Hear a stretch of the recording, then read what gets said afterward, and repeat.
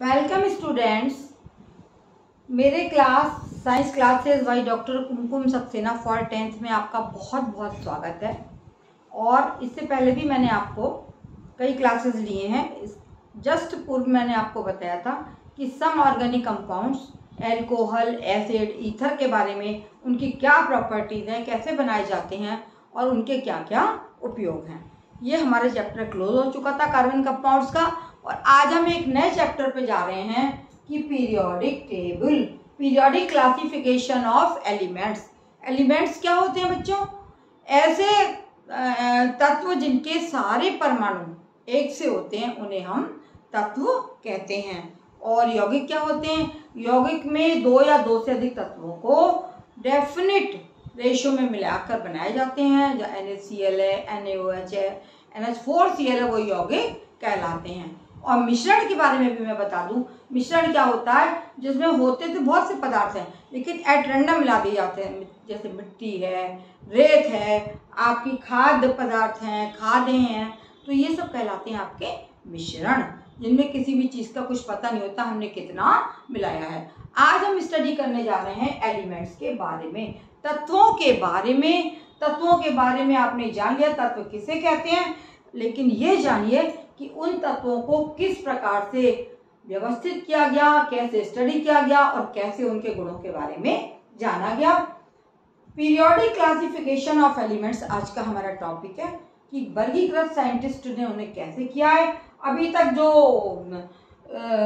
हम जानते हैं या हमारे संज्ञान में है, 118 एलिमेंट्स जो हैं वो जाने गए हैं कि हमारे पास 118 एलिमेंट साइंटिस्ट ने खोजे थे, जिनको हम बहुत सारे वैज्ञानिकों ने अलग अलग तरीके से वर्गीकृत करने का प्रयास किया, क्योंकि बिना वर्गीकृत करे हम उनके गुण और अवगुण के बारे में नहीं जान सकते हैं।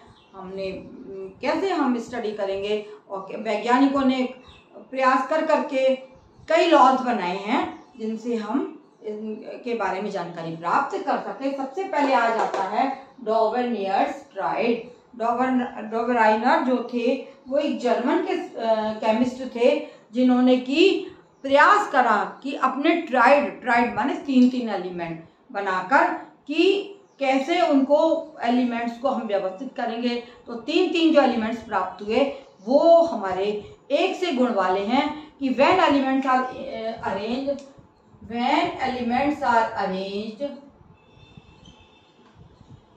उन्होंने बताया डॉवरनियर्स ने, when elements were arranged according to, in order to increasing atomic number, in order to increasing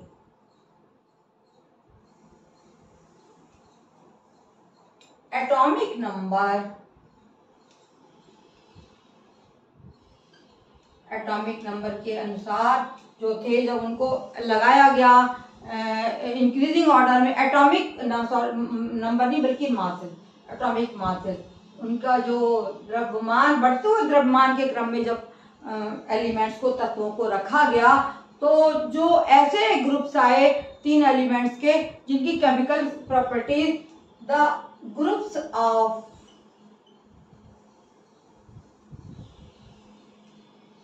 three elements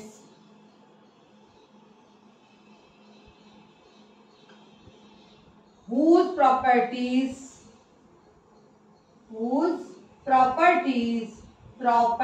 इनके गुण were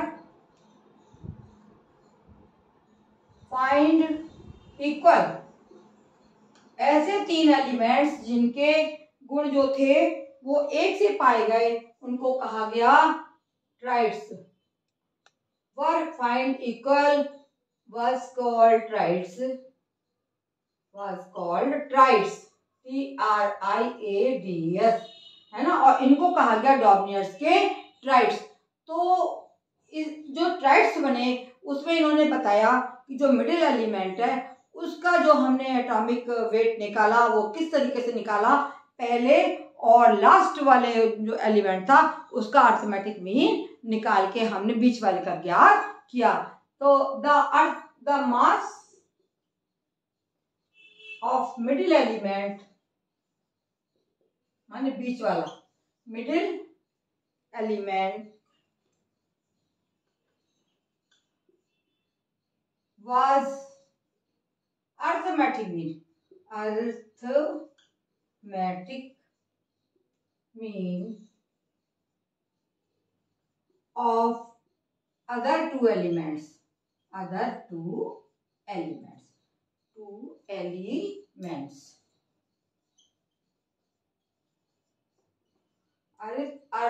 Arithmetic mean of two other elements.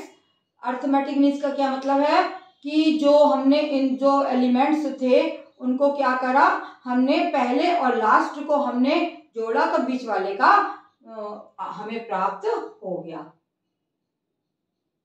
Arithmetic mean of other two elements किस तरीके से, आप देखिए, आप फिर से समझिए कि जब एलिमेंट्स को उनके बढ़ते हुए एटॉमिक मास परमाणु भारों के क्रम में रखा गया तो जो ग्रुप्स प्राप्त हुए वो तीन एलिमेंट्स के ऐसे ग्रुप प्राप्त हुए जिनकी प्रॉपर्टी सेम थी, या जिनकी प्रॉपर्टी सेम थी उन्हें एक जगह रखा गया और उनमें बीच वाले का कैसे परमाणु भार ज्ञात करा, पहले और लास्ट के परमाणु भारों का अर्थमेटिक मीन निकालकर हमने बीच वाले का जो है परमाणु भार ज्ञात किया।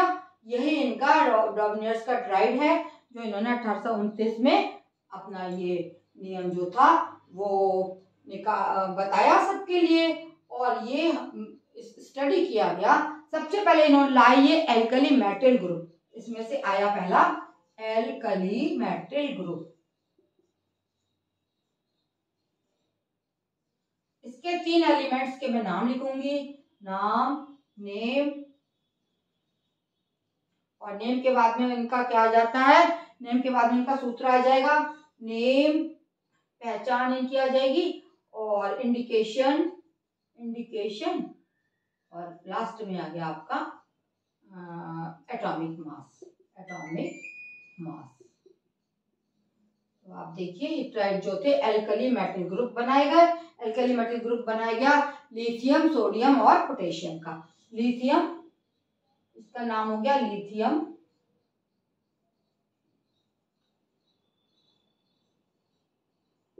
सोडियम, इनको एक जगह रखा गया है, सोडियम और potassium.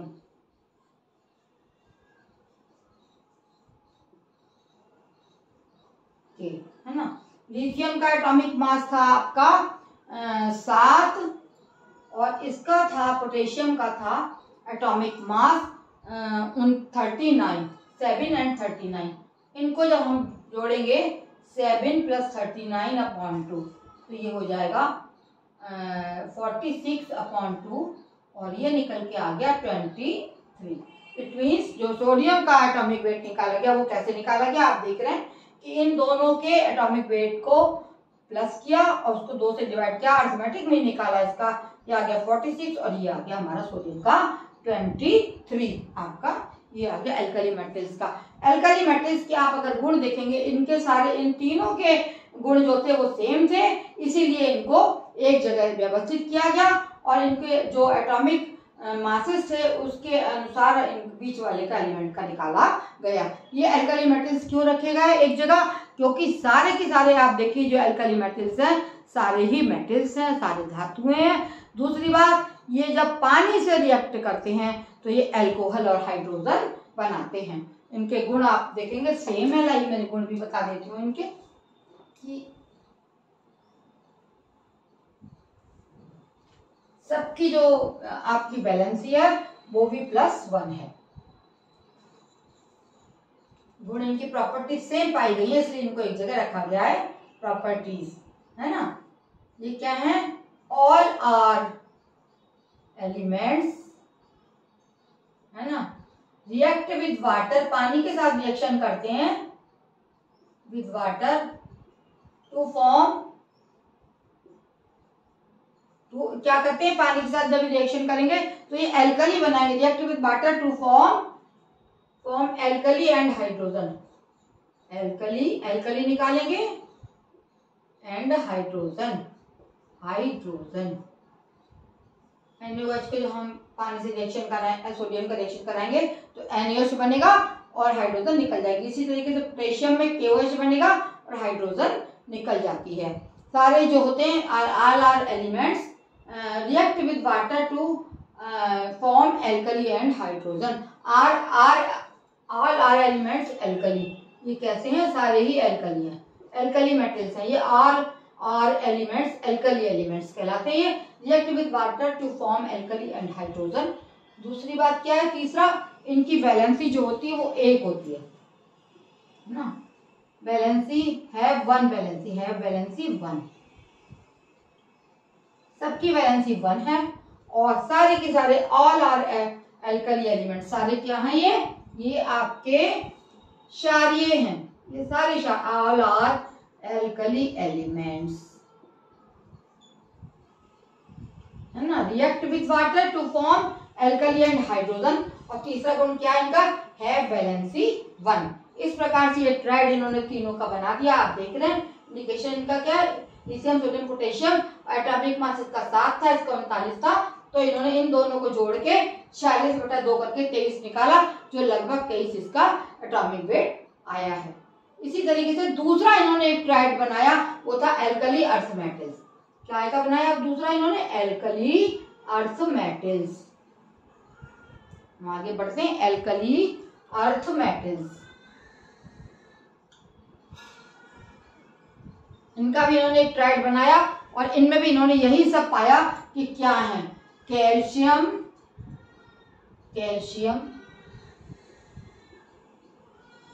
Ca, strontium, Sr। Strontium का क्या है? स्ट्रोंशियम और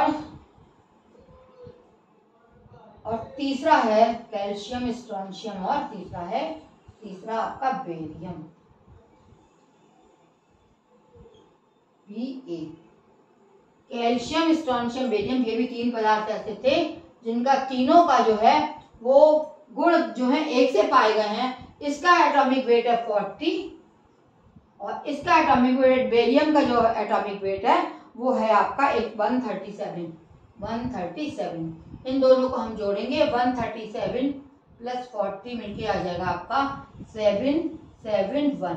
और इसको जब हम 2 से डिवाइड करेंगे तो आ जाएगा 2 × 8 = 16, एक बचा जो 88, 0.1.5, 88.5। तो आप देखते हैं स्ट्रोंशियम का जो है वो कितना है? 80 है, लगभग वही निकला है। इस तरीके से ये डॉमिनस के ट्राइड बने। इनके भी गुणों के बारे में अभी हम करेंगे, जानेंगे। इनकी प्रॉपर्टीज क्या हैं? इनकी भी प्रॉपर्टीज सेम है।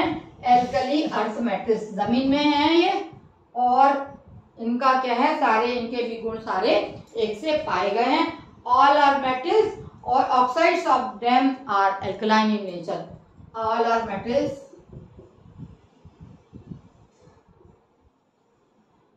Oxides of them, calcium oxide of them are कैसे नेचर में? ऑल आर एसिड्स, और इनके अगर हम ऑक्साइड बनाएंगे तो ये कैसे हो जाएंगे?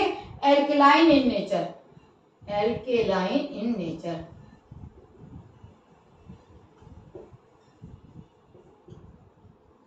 और तीसरा गुण इनका है कि सबकी वैलेंसी जो है 2 है।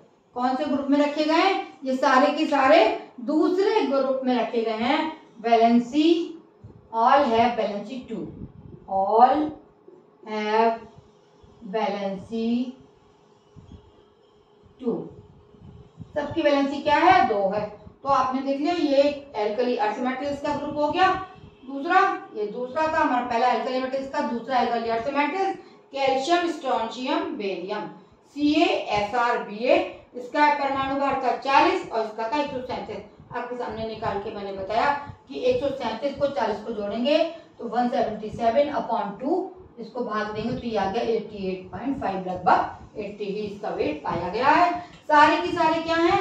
सब धातु हैं। कहाँ पाई जाती है? जमीन के अंदर पाई जाती हैं। और ऑक्साइड उनके जो होते हैं वो एल्कलाइन इन नेचर होते हैं। एल्कलाइन का क्या मतलब है? बेसिक नेचर होता है इनका, है ना, एसिडिक नेचर नहीं होता है, बेसिक नेचर होता है इनका, एल्कलाइन इन नेचर। और इनकी सबकी वैलेंसी जो है 2 पाई गई। इस तरीके से इन्होंने 2 ट्राइड ये बताए और एक ट्राइड इन्होंने और बताया जो मैं बताने जा रही हूँ आपके लिए। तीसरा है हैलोजन ग्रुप। Halogen group,